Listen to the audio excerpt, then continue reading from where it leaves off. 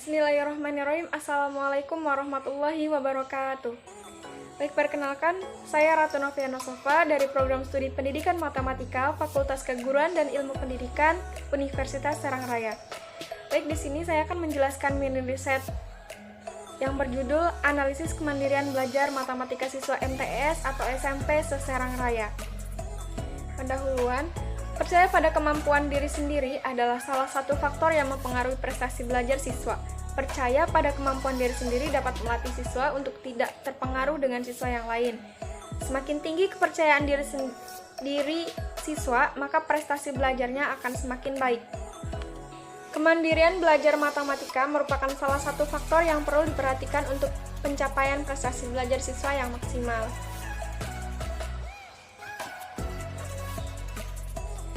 Menurut Haris Budiman 2011, belajar mandiri dapat diartikan sebagai kegiatan belajar aktif yang didorong oleh niat untuk menguasai suatu kompetensi guna mengatasi suatu masalah dan dibangun dengan bekal pengetahuan atau kompetensi yang telah dimiliki. Belajar mandiri adalah belajar yang dilakukan oleh siswa secara bebas, menentukan tujuan belajarnya, strategi belajarnya, menggunakan sumber belajar yang dipilihnya, membuat keputusan akademik, dan melakukan kegiatan-kegiatan untuk mencapai tujuan belajarnya. Brookfield dalam Yamin 2008. Sumarmo 2004 mengutarakan tentang indikator dalam kemandirian belajar sebagai berikut. Inisiatif yang pertama, inisiatif belajar, mendiagnosa kebutuhan belajar, menetapkan target dan tujuan belajar, memonitor, mengatur dan mengontrol, memandang kesulitan sebagai tantangan, memanfaatkan dan mencari sumber yang relevan, memilih dan menetapkan strategi belajar, mengevaluasi proses dan hasil belajar, self-efficacy atau konsep diri. Dari 9 indikator di atas, untuk analisis awal pada mini riset diambil 5 indikator. Pada kuesioner terdapat 15 pertanyaan dengan 4 pilihan jawaban. Kemandirian siswa dalam belajar salah satu faktor penting yang harus diperhatikan untuk mencapai hasil belajar yang baik. Kemandirian dibentuk secara bertahap dari diri sendiri, orang tua, dan guru. Dalam sistem kemandirian belajar, siswa diharapkan lebih banyak belajar sendiri ataupun kelompok dengan bantuan seminimal mungkin dari orang lain. Karena diperlukan kemampuan, kemauan, dan kekuatan dan disiplin yang tinggi dalam melaksanakan kegiatan belajar. Kemauan yang keras akan mendorong untuk tidak putus asa dalam menghadapi kesulitan, sedangkan disiplin yang tinggi diperlukan supaya kegiatan belajarnya sesuai dengan jadwal yang diatur sendiri. Metode dalam penelitian ini, jenis penelitian adalah penelitian kuantitatif. Penelitian ini dilaksanakan di kelas 8 MTS atau SMP se-Serang Raya tahun pelajaran 2020-2021. Populasi dari penelitian ini adalah seluruh siswa kelas 8. Teknik pengambilan sampel dilakukan secara random dan terambil kelas 8 sebagai sampel dari penelitian. Instrumen penelitian yang digunakan adalah angket kemandirian belajar yang didesain khusus menggunakan Google Form, sehingga siswa bisa mengisi angket tersebut menggunakan handphonenya. Jumlah pernyataan masing-masing adalah 15 pernyataan untuk kemandirian belajar. Oke, next. Hasil dan pembahasan.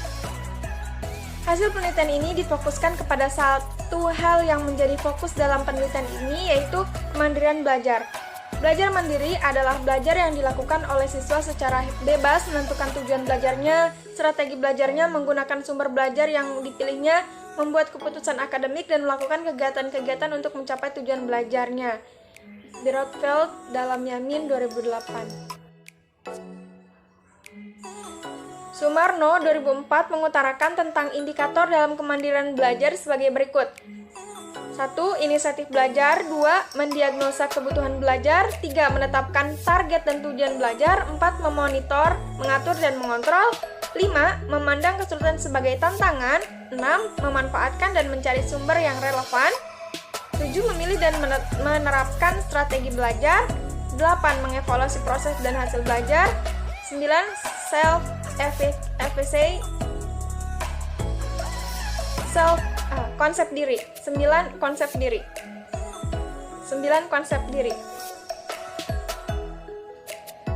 Oke, next di sini ada gambar tabel di slide, bisa kita lihat terdapat gambar kisi-kisi angket kemandirian belajar matematika siswa MTS SMP Semarang Raya dengan variabel penelitian kemandirian belajar siswa. Kita bisa lihat sama-sama di slide yang ini terdapat tabel 1, kisi-kisi angket kemandirian belajar matematika siswa MTS SMP Semarang Raya. Dengan variabel penelitian kemandirian belajar siswa, aspek komponen-komponen dalam kemandirian, indikatornya yang pertama, inisiatif dalam belajar, tanggung jawab terhadap tugas-tugas, percaya diri terhadap hasil pekerjaan, kemandirian dalam mengambil keputusan, kemandirian dalam menggunakan pengetahuan dan pengalaman sesuai dengan situasi dan kondisi.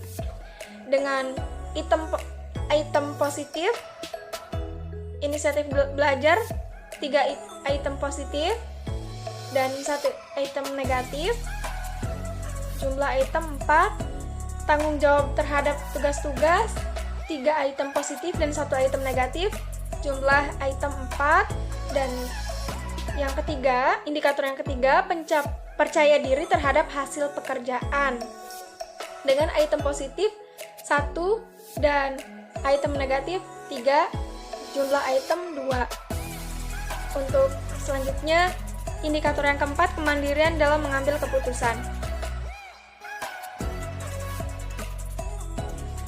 Selanjutnya, indikator yang keempat, kemandirian dalam mengambil keputusan dengan item positif 1 dan item negatif 2, jumlah item 3. Yang kelima, indikator yang kelima, kemandirian dalam menggunakan pengetahuan dan pengalaman sesuai dengan situasi dan kondisi, item positif 2, item negatif tidak ada, dan jumlah item 2. Oke, next. Dari hasil validator 1 dan validator 2, penulis menerima saran agar kuesioner harus menyesuaikan dengan indikator dan dinyatakan layak untuk digunakan atau untuk mengumpulkan data sesuai dengan revisi dan saran. Pernyataan-pernyataan tersebut dibentuk ke dalam Google Form yang dapat diakses dengan mudah.